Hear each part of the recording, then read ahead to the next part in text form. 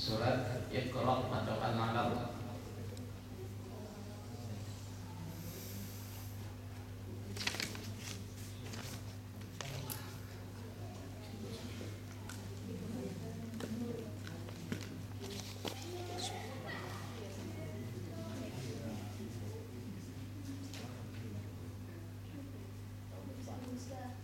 Sudah kita baca Al-Fatihah.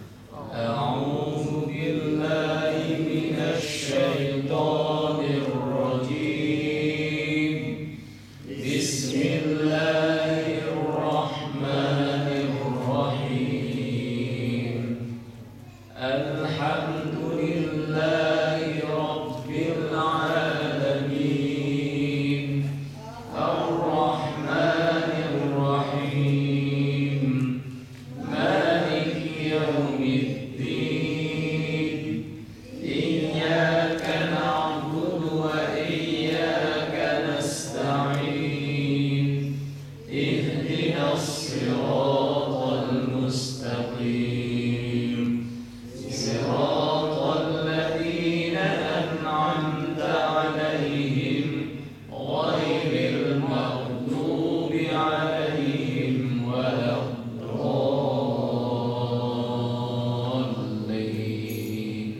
Amin.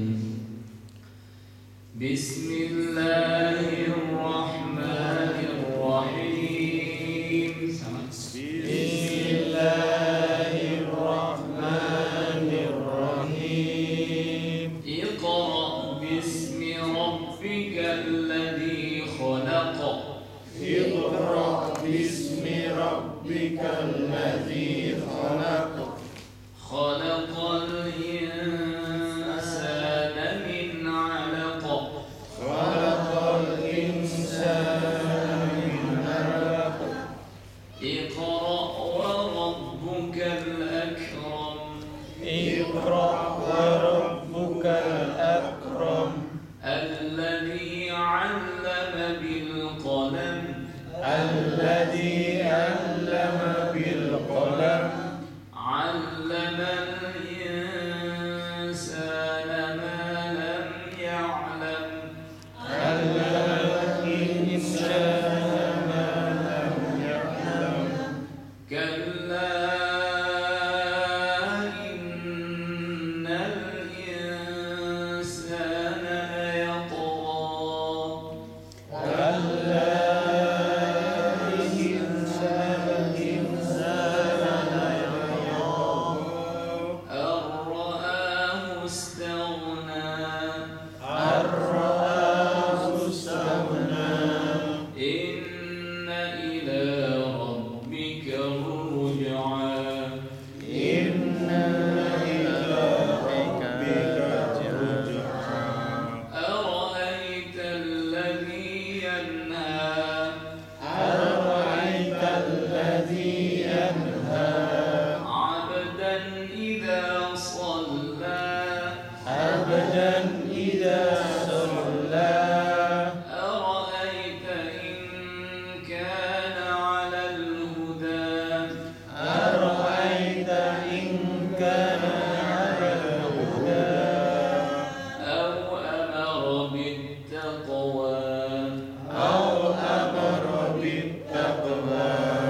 أرأيت إن كذب وتولى. أرأيت إن كذب وتولى. ألم يعلم بأن الله يرى. ألم يعلم بأن الله يرى. كلا لئن لم ينته لنسفعا بالناصية. كلا إن لم ينته لنسفعا بالناصية. ناصية كاذبة خاطئة. ناصية كاذبة خاطئة. فليدع ناديه.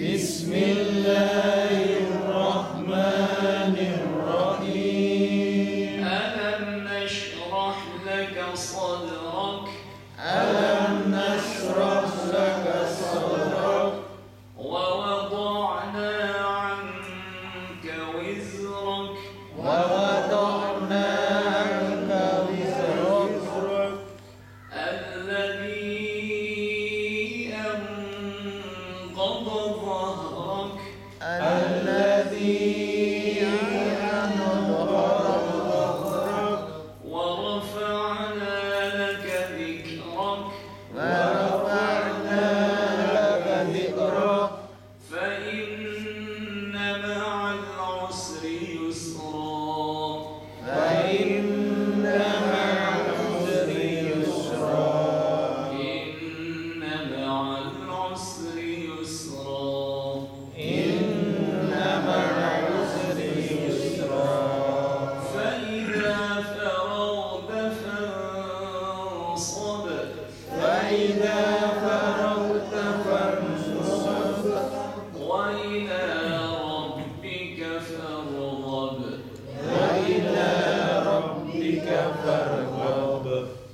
بسم الله الرحمن الرحيم بسم الله الرحمن الرحيم. والضحى والضحى والليل إذا سجى والليل إذا سجى ما ودعك ربك وما قلى ما ودعك ربك وما قلى وللآخرة خير لك من الأولى والآخرة خير لك من الأولى ولسوف يعطيك ربك فترضى ولسوف يعطيك ربك فترضى. ألم يجدك يتيما فآوى ألم يجدك يتيما فآوى ووجدك ضالا فهدى ووجدك ضالا فهدى ووجدك عائلا فأغنى ووجدك عائلا فأغنى فأما اليتيم فلا تقهر فأما اليتيم فلا تقهر وأما السائل فلا تنهر وأما السائل فلا تنهر وأما بنعمة ربك فحدث وأما بنعمة ربك فحدث. صدق الله العظيم صدق الله العظيم. Bismillahirrahmanirrahim. Allah Subhanahu wa taala berfirman dalam surah Al-A'la, Qad aflaha man tazakka wa dzakara isma rabbih fasalla. Begitu pula halnya dengan firman Allah dalam surah Asy-Syams, Qad aflaha man zakkaha.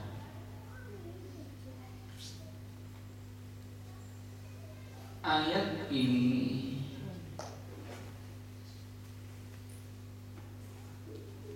merupakan keputusan dan ketetapan Allah Subhanahu wa taala bahwa orang yang beruntung itu adalah orang yang mau membersihkan jiwanya. Karenanya Allah Subhanahu wa taala berfirman, beruntunglah orang yang jiwanya menjadi bersih. Kalau pada ayat lain Allah Subhanahu wa taala berfirman, beruntunglah orang yang membersihkan jiwanya. Bersih dari apakah sehingga kita harus bersih-bersih? Jiwa ini harus bersih dari apa? Dari apa ya? Ya bersih tentunya dari kotoran. Yang namanya bersih ya dari kotoran. Nah, kotoran apakah yang dimaksud yang mengotori jiwa seseorang itu? Yaitu kotoran-kotoran penyakit hati atau penyakit yang menjangkit pada hati seseorang. Apakah penyakit yang menjangkit hati seseorang sehingga jiwanya menjadi kotor? Sehingga dengan kotornya jiwa itu akan mempengaruhi kestabilan jiwanya, sehingga dia tidak lagi mampu mengesahkan Allah, mentaati Allah Subhanahu wa taala karena kotornya jiwa tersebut.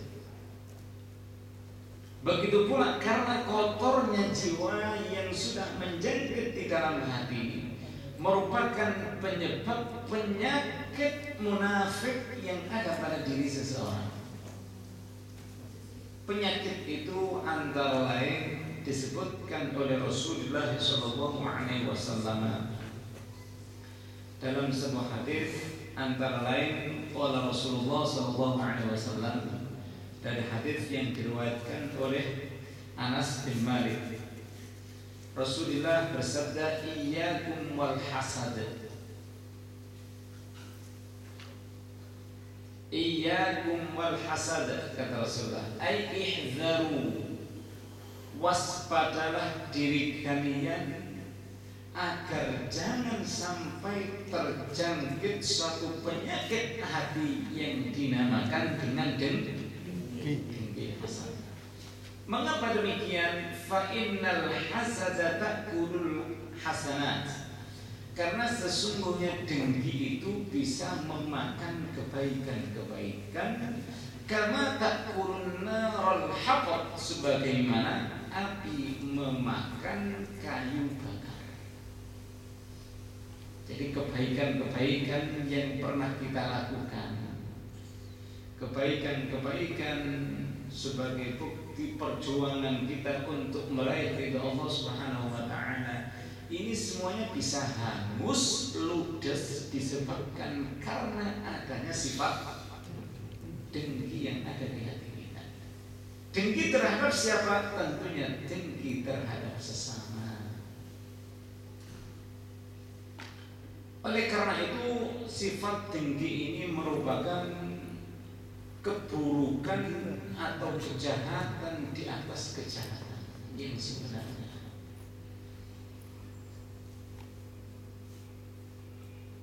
Nah, kebalikan dari hasad atau dengki adalah kebaikan-kebaikan itu sebaliknya semestinya harus memakan keburukan. Sebagaimana firman Allah Subhanahu wa taala, innal hasanati yudhhibna sayyi'at. Sesungguhnya kebaikan-kebaikan itu bisa menghanguskan dan menghilangkan keburukan. Dengan kata lain, kalau ada sesuatu yang bisa menghilangkan nilai kebaikan, itu berarti sesuatu tersebut adalah seburuk-buruk perkara. Karenanya Rasulullah SAW mengingatkan kita agar jangan sampai ada rasa dengki yang menjangkit di hati kita, dengki terhadap sesama. Itu penyakit yang luar biasa bahayanya. Karenanya Allah Subhanahu wa taala tadi sudah mengingatkan kita, beruntung bagi kita yang mau bersih-bersih hati dan jiwanya dari apa? Dengki. Nah, pertanyaannya bagaimana cara agar kita bisa menghilangkan sifat dengki dalam hati kita terhadap sesama? Sebab nggak sulit, ya kan? Nggak sulit atau nggak mudah?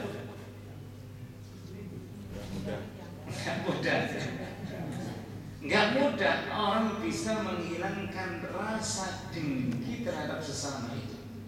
Dalam sebuah hadis lain Rasulullah SAW bersabda dari Ismail bin Umayyah, qala Rasulullah SAW, Rasulullah SAW telah bersabda, "Faratun la yu'jizna ibnu Adam."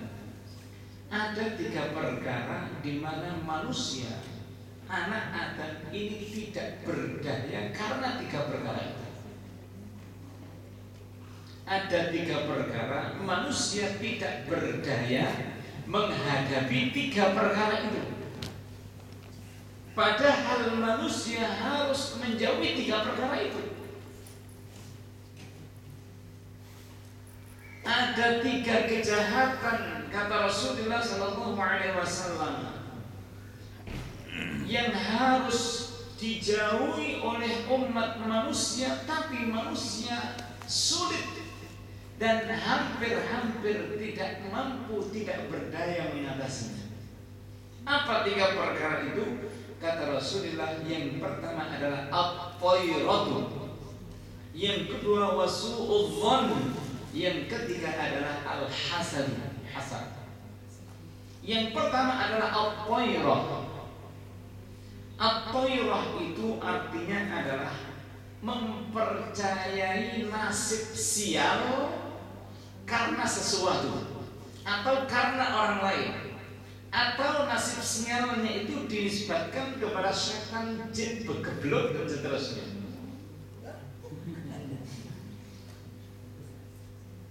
Itu percaya terhadap at-tayrah. Ya, apa at-tayrah ini?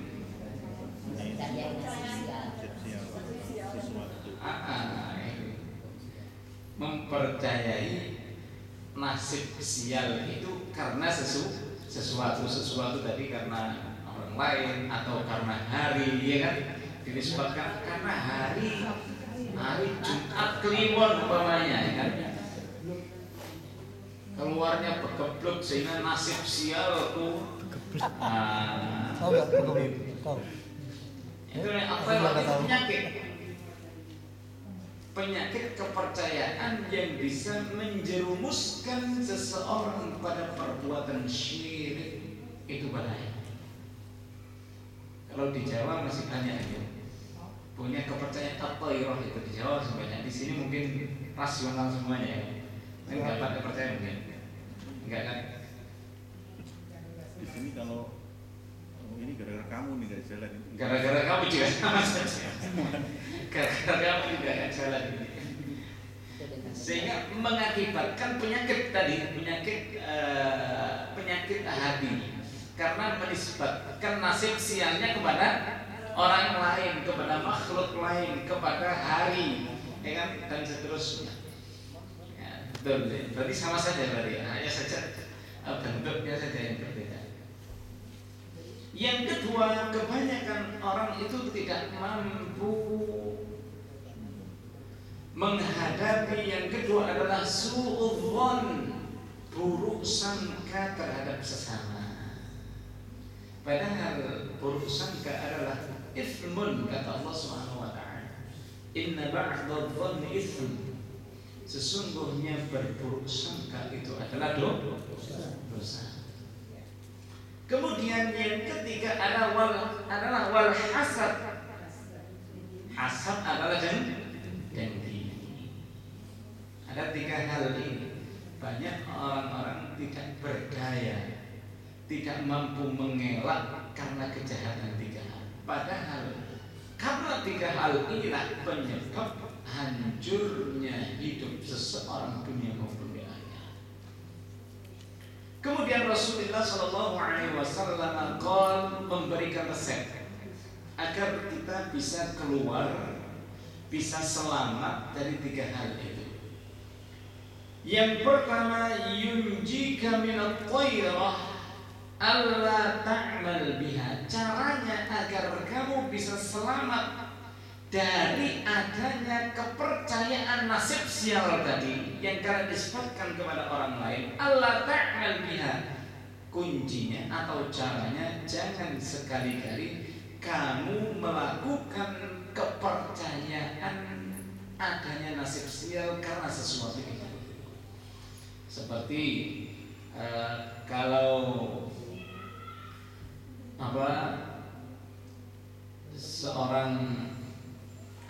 seseorang itu nikah, kalau di Jawa itu nikah dipisahkan oleh sungai, maka masing-masing calon suami istri itu harus melepaskan ayam putih, katanya ayam putih ya. Ayam berwarna putih, kalau tidak nanti mendatangkan bencana. Atau 2 bersaudara tidak boleh kawin bersamaan pada waktu yang sama, pada hari yang sama, karena kalau diteruskan nanti bisa mengakibatkan bisa antara satu atau 2-nya, seperti itu. Ini namanya at-thayrah. Lah caranya, kata Rasulullah Sallallahu Alaihi Wasallam, agar kalian tidak dilemahkan oleh at-thayrah, maka lakukan, jangan dipercayai. Maksudnya harus kalian kerja.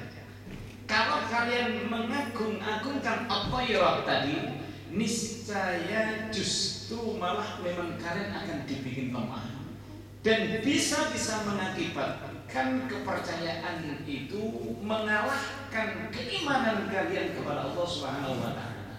Akhirnya kalian lebih iman, lebih percaya terhadap at-thayrah, kekuatan at-thayrah tadi, daripada kekuatan Allah Subhanahu wa Ta'ala. Ini caranya.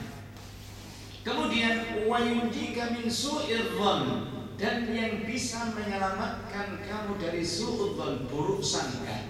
Artinya agar kamu tidak berburuk sangka terhadap sesama adalah alla tatakallama bihi. Hendaklah kamu tidak berbicara atau membicarakan orang yang kamu buruk sangkai tadi. Artinya kita harus diam, tutup mulut. Sebab ada orang buruk sangka, ya kan? Ini akan menyebar buruk sangkanya itu kalau dijadikan sebagai bahan pembicaraan. Dia loh, apa saja. Oh gini gitu. Nah jangan bicara, kata Rasulullah SAW. Kalau kamu tidak berbicara, niscaya dosa su'udzon tidak akan pernah ditimpakan oleh Allah Subhanahu wa Ta'ala. Dan sifat seperti ini satu saat pasti akan hilang. Kamu menjadi orang yang selalu husnudzon terhadap sesama. Wa yunjika minal hasad, dan yang bisa menyelamatkan kamu dari sifat dengki terhadap sesama adalah, kata Rasulullah, resepnya alla tabghi akhaka su'an. Hendaklah kamu tidak mencari-cari keburukan saudara. Sebab orang dengki itu bagaimanapun juga, apa penyebabnya? Karena dia mencari kesalahan orang lain. Untuk apa? Kesalahan orang lain. Kesalahan itu untuk diobral, kemudian untuk menjatuhkan saudaranya. Oleh karena itu ini merupakan wasiat dari Rasulullah SAW. Yang pertama, harus ada usaha dari kita untuk memerangi kejahatan-kejahatan sebagai penyakit yang menjangkit dalam hati. Nah, harus diperangi. Ini cara yang pertama. Kemudian cara yang kedua, agar kita bisa membersihkan jiwa kita dari penyakit-penyakit hati tersebut. Yang kedua adalah ada kemauan bagi kita untuk membersihkan jiwa dari kotoran-kotoran penyakit tersebut. Harus ada kemauan. Apalah artinya? Resep anjuran Rasulullah SAW